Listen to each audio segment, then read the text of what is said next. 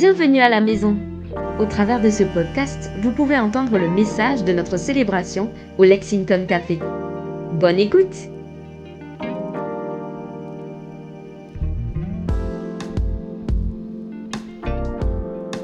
Ça va? Oui. Je suis super contente de vous voir. En plus, il y en a parmi vous. Il n'y a pas que Amir que j'ai pas vu depuis longtemps. Genre Thomas, je ne t'avais pas non plus vu depuis longtemps. Et enfin bref, je suis super contente de vous voir parce que je vous aime. C'était le petit instant émotion. Et ce soir, surprise, surprise, je vais vous parler de... Jésus. Ah, ouais, aussi. De la parole, parce qu'on est dans une série sur la parole. Voilà, donc c'est surprise, surprise. Je vais commencer par vous poser une question qui n'a rien à voir, a priori. Comment on apprend à connaître quelqu'un quand on est un adulte? On discute, on commence par se présenter, on demande ce qu'il fait dans la vie, on pose des questions. On passe du temps avec lui. On passe du temps avec lui. On partage des repas, du temps. On fait des activités aussi ensemble. Alors, quand on atteint un certain degré d'intimité, on fait des activités ensemble, en effet. C'est pas la première... Non, mais des activités, ça peut être visiter un musée, quoi. Ouais. Tout à fait. Non, mais c'est vrai. Vous faites des choses ensemble. Ok. Alors, j'ai précisé quand on est un adulte, parce que quand on est un enfant, on passe directement à faire des activités ensemble. Ah oui. Ce matin, ma fille, elle me dit « Oh, tu sais, maman, avec Eliana, on s'est fait... » Donc, Eliana, c'est ma filleule. « On s'est fait un copain tout à l'heure. » J'ai dit « Ah bon, comment il s'appelle ?»« Oh, bah toi, tu poses toujours des questions. Elle s'en fiche, en fait. Déjà, elle sait qu'il aime faire du vélo comme elle. Elle sait qu'il a aussi une trottinette. Bah, ça lui suffit. Ils ont fait du vélo et de la trottinette. Ils se sont super bien amusés. Et maintenant, ils sont copains. Voilà. Bon, quand on est un adulte... comme la plupart d'entre nous ici, on prend le temps de se présenter. Alors, parce que Joshua, il me dit, oui, mais alors du coup, quand on est un adulte, on commence par demander comment tu t'appelles. Je dis, non, mais généralement, quand j'arrive et que je dis, bonjour, je m'appelle Aude, spontanément, la personne est supposée me répondre, bonjour, je m'appelle Henri. Vous n'avez pas la ref, mais c'est pas grave. Oui, je m'appelle Henri. Voilà. C'est pas grave, je suis trop vieille, c'est pas grave. Comment on fait pour apprendre à connaître Dieu? On lui dit bonjour. Pareil, exactement pareil. On parle avec lui, on pose des questions, on entend parler de lui, on se présente à lui. Et quand on est un enfant, on passe direct on fait des activités avec lui. Yes. Et ça marche. Donc, comme on est invité à avoir des cœurs d'enfant, je vous invite à faire des activités avec Dieu. C'est pas compliqué. C'est quand tu fais tes courses, parce que tout le monde fait des courses des fois, et quand tu fais tes courses, tu arrives au supermarché, tu dis « Jésus, j'ai pas envie de faire mes courses toute seule, fais mes courses avec moi. » Et vous allez voir qu'il se passe des choses. Non, mais c'est vrai. Je faisais ça dans un supermarché en Suisse. Je faisais ça à chaque fois. J'avais décidé que c'était mon terrain de mission. Et il y a quand même eu une fois... Donc on est en Suisse, hein, on n'est pas dans un pays bizarre, on est en Suisse. Et en fait, dans ce supermarché-là, il y avait un tapis roulant qui monte. Et si on voulait redescendre, il y avait des escaliers. Mais on ne pouvait pas... Bon. Et une fois, j'avais oublié un truc en bas, donc j'étais redescendue par les escaliers. Et je me suis dit, ça va aller plus vite, je reprends les escaliers pour remonter. Et je monte, et au moment où j'arrive en haut, il y a une dame qui se plante en haut des escaliers, donc qui m'empêche de passer, et qui dit « Non, mais j'ai tellement mal, c'est pas possible, hein, y a pas, je sais pas, il n'y a plus que Dieu qui peut me guérir. » Vous voulez que je prie pour vous, madame? T'as pas le choix, t'as pas d'autre option, tu peux pas répondre autre chose, quoi. Tu peux pas faire style « Ah bah oui, alors faut que Dieu... Au revoir, madame !» Non, t'es obligé. Là, c'est Dieu qui te met toute nue, là, qui dit « Ah, regarde, c'est une chrétienne, vas-y, prie !» T'es obligé, t'es obligé. Quand on fait des activités avec lui, on peut aussi être surprise, ou surpris, parce que vous avez le droit aussi en tant qu'homme, de la portée des choses. C'est-à-dire qu'il y a des fois où moi je dis quelque chose, où je fais un truc, sauf que, je savais ou pas, que je le faisais avec Dieu. Et quelques temps plus tard, je me rends compte qu'en fait, moi j'ai cru que j'avais fait un pas, et en vrai, j'ai fait 1 kilomètre. Des fois, il y a des trucs bizarres avec Dieu. Bon, comment on apprend à le connaître en vrai? Parce que le problème, c'est que si on reste que dans « je fais des activités avec lui, je me dis qu'il est là, machin », on peut vite partir à tout vent de doctrine. Et en fait, on n'a pas d'ancrage. Donc, il y a 3 points d'ancrage pour apprendre à connaître Dieu. La parole, la communauté et la révélation. S'il en manque un, votre roue, elle va tourner bizarre. Elle ne va pas forcément tourner mal, mais elle va être moins équilibrée. Alors, aujourd'hui, on parle de la parole. La parole, c'est l'autorité ultime. En fait, quand je me suis convertie, donc moi, je n'ai pas du tout été élevée dans une famille chrétienne. Pas du tout. Et quand je me suis convertie, en fait, j'ai rencontré... Comment je vais dire ça? J'ai rencontré une vie de foi avant de rencontrer Jésus lui-même. Et j'ai rencontré une vie de foi par l'intermédiaire de la famille de mon parrain, ils étaient missionnaires en France, ce sont des Américains. Et la façon dont ils m'ont intégré dans leur famille, la façon dont ils m'ont aimé, la façon dont ils m'ont montré leur vie, ça m'a interpellée. Et donc, lui, il était pasteur, il connaissait super bien la parole. Et dès que j'avais une question, je lui posais la question.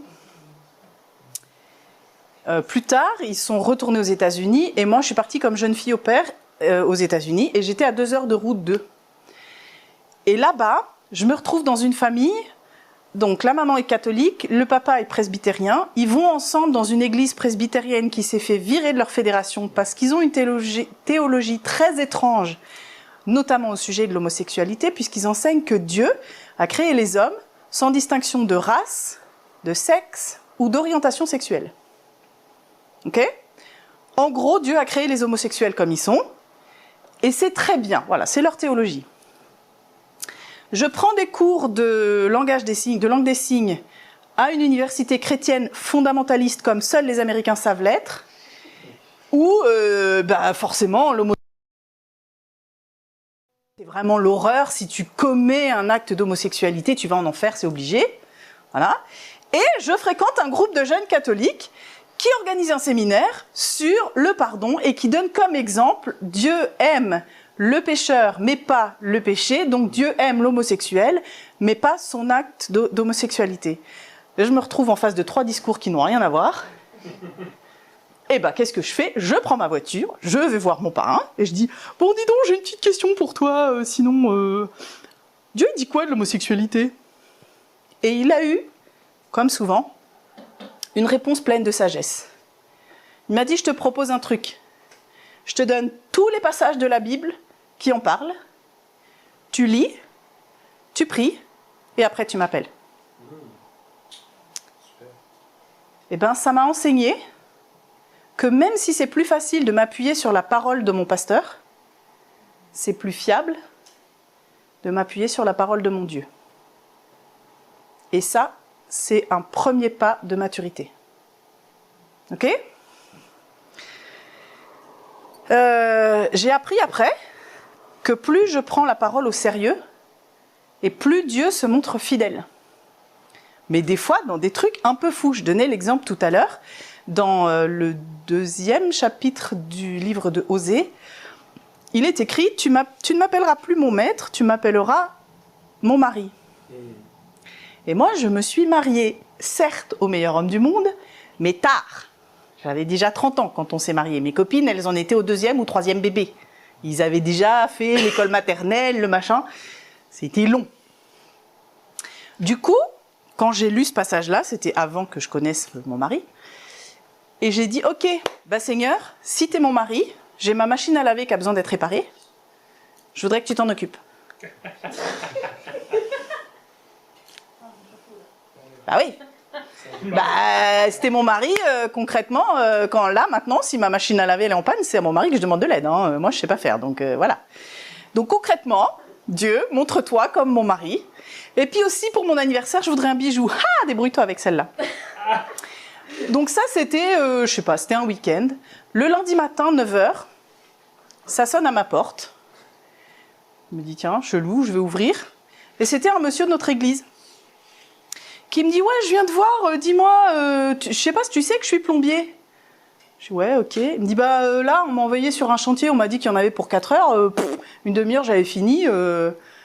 T'as pas un truc que t'as besoin que je te répare? J'étais à côté, j'ai du temps. Mon prochain chantier, c'est à midi. Je dis, ma machine à laver.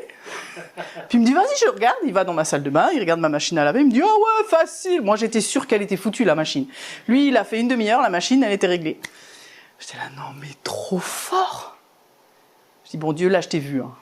Je veux dire, il est très, très gentil, ce monsieur-là. Il s'appelle Patrice, il est adorable, mais Dieu, je t'ai vu quand même. Donc je dis, bon, du coup, je veux bien aussi un bouquet de fleurs au passage. Et je travaillais dans un centre de formation d'horticulture. Donc on avait un immense parc de 40 hectares, il y avait des fleurs partout. L'après-midi même, je suis sur mon lieu de travail en train de marcher. Je fais, ah, elles sont quand même belles ces fleurs, hein, Seigneur. Il me fait, t'as vu, moi, les fleurs pour toi, je les fais pousser. Oh, vas-y. Encore mieux, quoi. Un bouquet de fleurs, tu veux un bouquet de fleurs? Moi, je les fais pousser pour toi, les fleurs. Plus jamais j'ai pris Dieu à la légère. Ni ma propre prière, d'ailleurs. Donc, mesdames, mesdemoiselles, si vous avez besoin d'un mari, il y en a un. Il les fera pousser. Qui va dépasser même celui que vous aurez humainement. Parce que même mon mari, qui est le meilleur homme du monde, des fois, il peut pas répondre à ma demande. Alors des fois, je triche, des fois, je fais... moi, j'ai trop de chance, je dis ça à table en général, moi, j'ai trop de chance parce que bientôt, mon mari va m'offrir des fleurs. Ah, ouais. J'ai trop de chance. Et comme Jésus revient bientôt. C'est trop bien, hein. En général, quelques jours après, mon mari pense à m'apporter des fleurs. Mais parce que j'ai un super mari, j'ai de la chance. Mais le bijou, je l'ai reçu. Je l'ai reçu par un jeune homme qui était super mal à l'aise parce qu'en plus, c'était un visiteur dans notre église. Il m'a donné une enveloppe en me disant « Mais vraiment, c'est Dieu qui m'a dit de te le donner, hein, donc voilà, tu prends pas... tiens, ciao !» Et j'ai ouvert le truc et dedans, il y avait une petite carte toute gentille. Voilà, le Seigneur te bénit, te donne ce verset, tout ça. J'étais là, bon, ok, c'est cool. Ça sert à quoi? Et ma copine, elle me dit « Non, mais c'est obligé, le gars, il était tellement rouge comme la chaise. Vas-y, regarde, il y a autre chose dedans. » Je me dis « Non, elle est vide, l'enveloppe. » Je regarde dans l'enveloppe et il y avait un tout petit pendentif en forme d'étoile de David que j'ai toujours. Et dès que je l'ai vu, j'ai su que c'était le cadeau que j'avais demandé à mon mari. Du coup, je suis allée le rassurer. Je lui ai dit, si jamais j'avais demandé à Dieu qu'il me fasse un cadeau et qu'il me donne un bijou, donc t'inquiète pas, c'était bien ça. Je l'ai pas. D'ailleurs, je me souviens plus comment il s'appelle, ça le rassurera s'il entend dire ça. En tout cas, quand on prend la parole au sérieux, Dieu est fidèle pour prouver sa parole. Quand je me suis convertie, quand j'ai rencontré Jésus, j'avais 15 ans, à la louche, et comment je vais dire ça? J'étais une jeune fille très confuse. J'allais pas bien du tout, je savais pas combien j'avais de problèmes tellement j'en avais, et surtout, il y en avait, je savais même plus que c'était des problèmes. Donc j'étais dans une grande confusion, dans une grande détresse. Et au moment de mon baptême, mon parrain m'a offert une Bible sur laquelle il a écrit « Sa parole est une lampe pour ton sentier, et pour ton chemin, elle éclaire ton sentier. » Donc c'est le psaume 119, le verset 105. « Ta parole est une lampe pour mes pieds, elle éclaire mon chemin, ou mon sentier. » Et en fait, je me suis accrochée à ce verset comme si ma vie en dépendait. C'était pas loin d'être vrai. Et je lui ai dit, ok, comment je fais que la parole m'éclaire? Concrètement, parce que si juste je lis à partir de la Genèse, je suis pas sûre que ça va beaucoup m'éclairer. Comment je fais concrètement? Et il m'a dit, écoute, je te propose un truc, tu fais un défi, tu lis la parole en une année, tous les jours, tu lis au minimum 5 chapitres. Si tu as des questions, tu m'appelles le lendemain. Et pendant une année, tous les jours avant de m'endormir, je lisais 5 chapitres. Donc quand je suis tombée sur le psaume 119, je me suis dit « Ouh, heureusement que je suis pas trop fatiguée ce soir. » Mais tous les jours, je m'y suis tenue fidèlement. Et c'était pendant l'année de ma première. J'étais en option littéraire, donc du coup, on lisait beaucoup de textes. Et en fait, j'étais tout le temps en train de faire des comparaisons avec la Bible, forcément, puisque je m'en nourrissais tous les jours. Mais ça m'a vraiment éclairée. Ça a vraiment ouvert plein de choses, dont des choses que je comprends seulement maintenant. C'est cette année-là, enfin en fait c'est l'année suivante, où j'ai mis des mots sur certains des problèmes que j'avais dans ma vie, que j'aurais été incapable de verbaliser avant, et où du coup j'ai pu recevoir de l'aide. Parce que quand on commence à mettre des mots, c'est là que les gens peuvent nous aider. Quand il n'y a pas de mots, c'est compliqué. Dans un temps de confusion personnelle, ou dans un temps de confusion nationale, ou dans un temps de confusion internationale. Bon, j'arrête là. Quand on est dans un temps de confusion, vraiment, sa parole est une lampe pour nos pas et elle éclaire notre sentier. C'est pas forcément tous les jours un phare qui va éclairer à 1000 km devant nous. Pas tous les jours.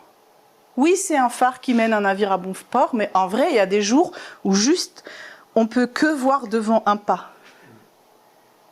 Il y a des gens qui comprennent ce que je suis en train de dire. Il y a des jours où voir à 600 mètres, c'est impossible. On est trop dans le brouillard. Dans un temps de confusion, sa parole est une lampe pour mes pas. Un pas à la fois, mais elle éclaire. En fait, sa parole, elle subsiste éternellement. C'est écrit dans 1 Pierre. Chut. Elle est entièrement pure. C'est écrit dans les psaumes 119, 140. Elle est la vérité, Jean 17, 17. Elle est toute proche de toi, elle est dans ta bouche et dans ton cœur pour que tu l'appliques, Deutéronome 30, 14. Sa parole est éprouvée, elle est droite, elle est digne de confiance, c'est écrit partout dans les psaumes.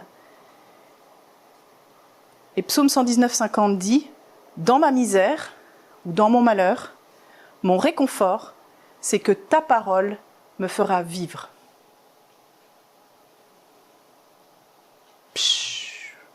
Dans mon malheur, mon réconfort, c'est que ta parole me fera vivre.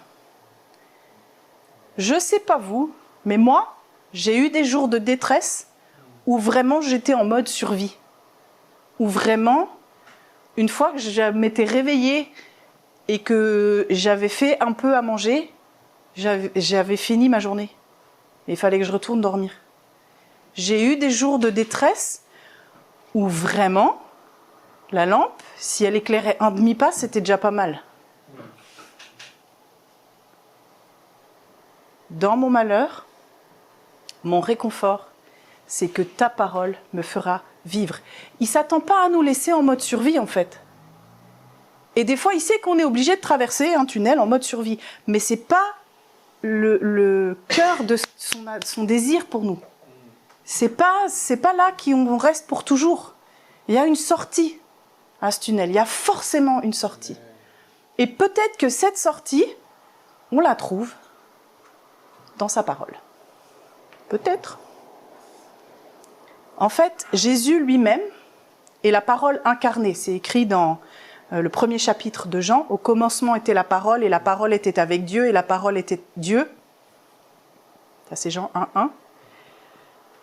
La parole était Dieu. En fait, on peut aussi, parfois c'est traduit par le verbe. En fait, là, il s'agit de la parole qui est incarnée, qui est devenue chair, qui est devenue un exemple vivant. Donc, je reviens à ma question du début. Comment on apprend à connaître Dieu ?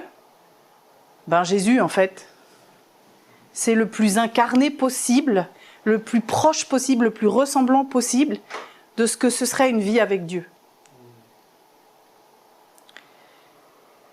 Il est la parole vivante. Il est la source de la vie. Et une parole de Dieu, je ne sais pas si vous avez déjà fait l'expérience, mais ça ne fait pas la même chose qu'une parole d'un homme. Si quelqu'un vient... Moi, je sais que je fais tout le temps ça, alors je vais prendre cet exemple. Par exemple, tout à l'heure, j'ai dit à Déborah, « Qu'est-ce que t'es belle ?» C'est vrai, parce que c'est vrai, elle est belle. Bon, c'est cool, ça lui fait plaisir, tout le monde rigole, voilà, c'est sympa. Quand elle va rentrer chez elle, à tous les coups, elle aura oublié que j'ai dit ça. Je vous garantis que si c'est Dieu lui-même qui vient et qui lui dit « Déborah, tu es magnifique », même s'il utilise le même mot « Déborah, tu es belle », je vous garantis qu'elle ne l'oubliera pas. Amen. Parce que ce n'est pas du tout la même chose. Et c'est là que je reviens à ce que je disais tout à l'heure. Des fois, dans certaines de nos activités, tout à coup, Dieu l'a fait avec nous. Et une fois, ça m'est arrivé de dire à un monsieur, moi j'étais une jeune femme, il aurait largement pu être mon père, il est venu prendre un café vers moi et je lui ai dit « Oh, vous êtes beau !» Et parce qu'il était beau, c'est tout. Puis après, je me suis dit « Oh, j'ai l'air bête !» Donc je lui ai donné son café et j'ai dit « Bon, je vais servir un café à quelqu'un d'autre !» Et c'était dans le cadre d'un séminaire. Et à la fin du séminaire, il prend la parole et il dit « Alors au tout début du séminaire, il y a cette jeune femme qui m'a dit que j'étais beau. » Et moi, je me suis dit « Est-ce que tu peux revenir maintenant, Jésus ? Est-ce que je peux mourir de honte tout de suite, maintenant ?» Et il dit « Et en fait, elle n'a pas réalisé, mais j'avais tellement besoin que Dieu me dise ça. » Et je me suis dit « Wow !» Moi, j'étais sûre qu'il allait m'afficher devant tout le monde, genre « Celle-là, elle a fait de la terre, ça suffit maintenant !» Et au contraire, une parole de Dieu, une parole qui est dite avec Dieu, elle porte un fruit qu'on ne peut pas imaginer. Et moins on s'en rend compte, et mieux ça marche. Parce que c'est quand nous, on est faible, que Dieu est fort. La parole, elle est source de vie. Elle est source de croissance. Elle est source de maturité. La parole, elle est nécessaire. Elle est porteuse quand même de la puissance de résurrection. C'est quand même un truc de dingue. C'est écrit dans les Romains. Si vous avez la puissance qui a tiré Jésus d'entre les morts, vous avez la puissance de résurrection en vous. La même qui a ressuscité Jésus d'entre les morts est en vous puissance de résurrection. Amen. C'est quand même un truc de fou. Ça veut dire quand on prie pour la guérison, des fois on se dit « Ouais, alors ce petit rhume, on va espérer que Dieu il va t'aider. » Non, mais il est résurrection. Alors c'est pas un coup de baguette magique, hein. Des fois les gens ils meurent quand même quand on prie, voilà. Mais il est résurrection. C'est une puissance de dingue. Et c'est une puissance qu'on va trouver le mieux du mieux dans la présence de Dieu, dans sa parole, dans l'équilibre entre la révélation, le souffle de vie et la parole que Dieu a écrite et qui est immuable.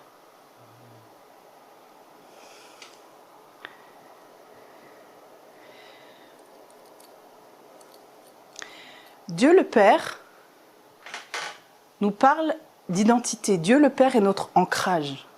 Dans la parole, les fois où on sent que Dieu peut être Père, on sent que le prophète auquel il parle, la personne à qui il parle est ancrée, que qui cette personne est définie.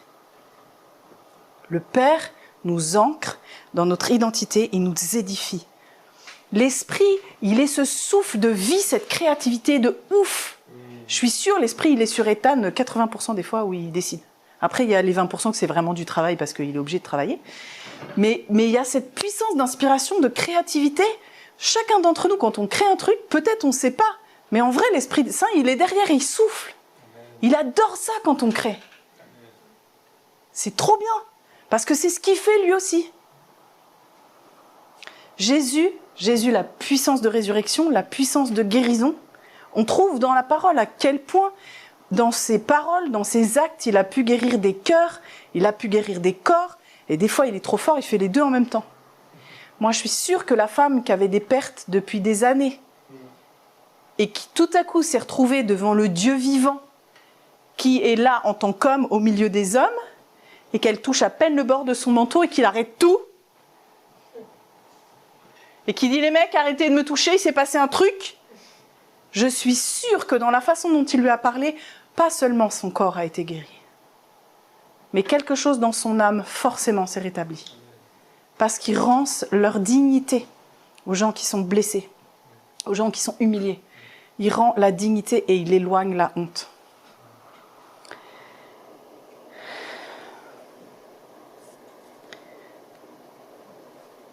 Il y a toujours une difficulté quand on veut aborder la parole. Il y a toujours un défi. Nicolas en avait parlé une fois, il avait dit on a l'instinct de survie quand on a trop faim, on sait qu'il faut manger, quand on a trop soif, on sait qu'on va chercher à boire. Mais quand on est spirituellement desséché, on n'a pas cet instinct de survie qui se met en marche.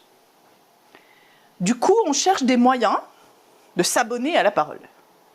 Et on a tendance à devenir un peu religieux. À dire, bon, alors, je vais lire la parole pendant une demi-heure tous les matins. Et en fait, au bout d'un moment, c'est une prison. Et c'est pas non plus ce que Dieu veut.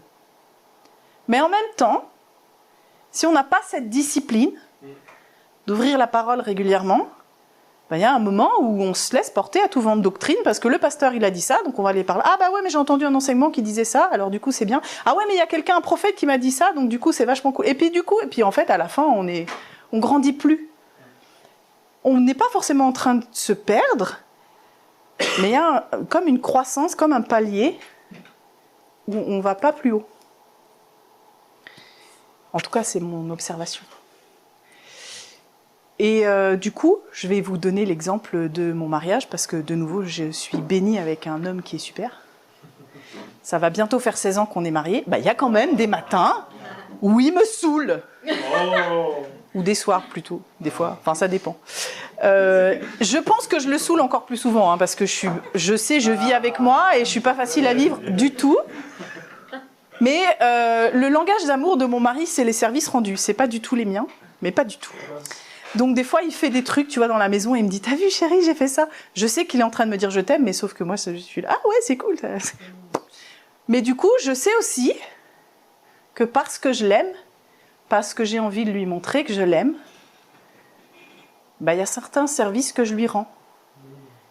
Et c'est plus avec le même enthousiasme qu'au début de notre mariage. Ah, c'est mon chouchou, je vais prendre le balai, il va être content, la maison va être propre. Ah, maintenant mon chouchou, je vais plier tout le linge, je vais être content. C'est plus du tout la même dynamique. Mais il a toujours besoin de savoir que je l'aime. Et j'ai toujours envie de lui montrer que je l'aime.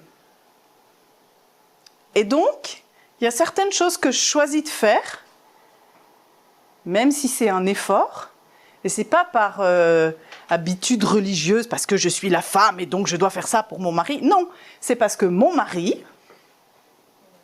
qui serait peut-être pas pareil avec un autre, mais mon mari, cette chose-là, quand je la fais, ça touche son cœur. Donc je le fais. Parce que j'ai envie de toucher son cœur. Je vous lance un défi pendant cet été. Si vous avez envie de toucher le cœur de votre mari, du coup, celui qui est Jésus, si vous avez envie de grandir aussi dans votre compréhension de qui il est, de grandir dans votre chemin de foi, de grandir dans votre maturité spirituelle, voilà le défi que je vous lance. Choisissez une plateforme, une méthode qui vous ressemble. Choisissez de lire la Bible. Choisissez de recevoir un verset qui vous apparaît sur votre téléphone tous les jours. Choisissez d'écouter la parole qui vous est lue dans la voiture le matin ou dans le bus le matin quand vous allez au travail. Choisissez une manière d'approfondir la parole, de lire la parole seul avec votre Dieu. Choisissez quelque chose. Donc il y a plein de trucs qui existent, hein. Il y a Online Bible, YouVersion, il y a Top Chrétien qui fait des plans de lecture. Vous pouvez aussi dire, tiens, je vais lire les évangiles, alors vous les lisez en boucle, ou je sais pas. Trouvez le truc qui vous ressemble, mais engagez-vous devant Dieu à vraiment le faire. Si vous vous dites que vous allez faire un plan de lecture sur 5 jours et que c'est tout ce que vous savez que vous êtes capable de faire, ça va très bien, mais faites-le. Et trouvez une personne à qui vous allez dire, voilà ce que j'ai choisi de faire, et qui pourra vous demander, est-ce que c'est fait ?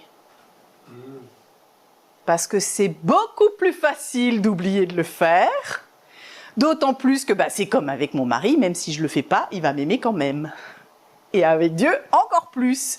Donc des fois, on se dit, ouais, ça serait super bien, Seigneur, que je fasse ça pour toi, et finalement, si je le fais pas, c'est pas grave.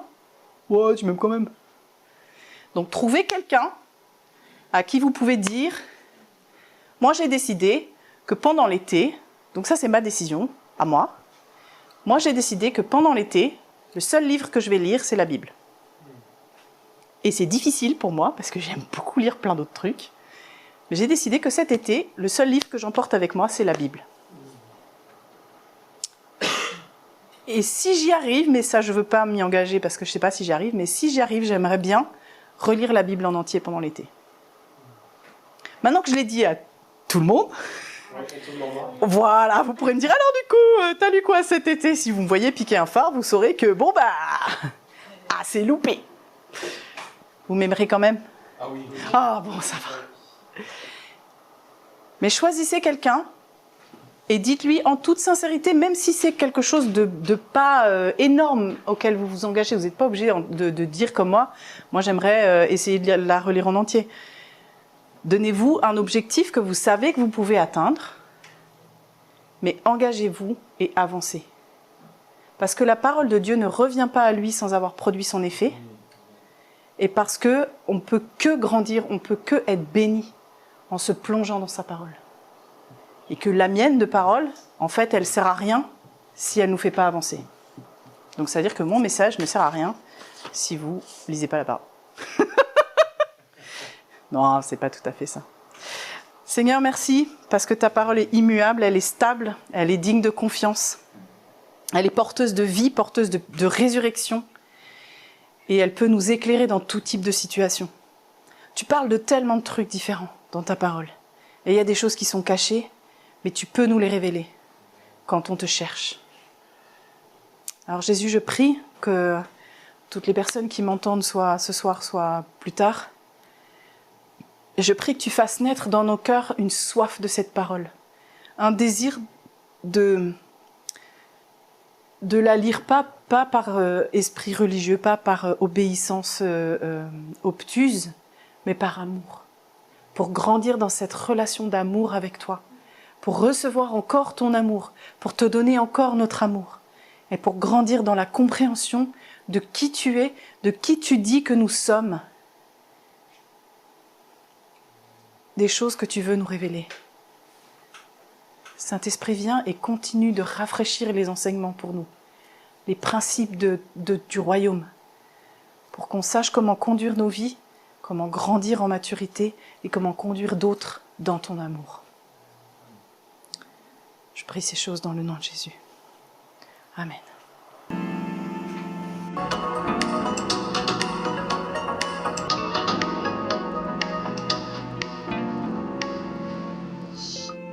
Merci de nous avoir écoutés. Nous espérons que vous avez été bénis et nous prions que vous puissiez vous nourrir de la parole et de la présence de Dieu chez vous. Si vous souhaitez participer à l'une de nos activités ou rentrer en contact avec nous, n'hésitez pas à nous contacter via les réseaux sociaux ou sur égliselamaison.fr.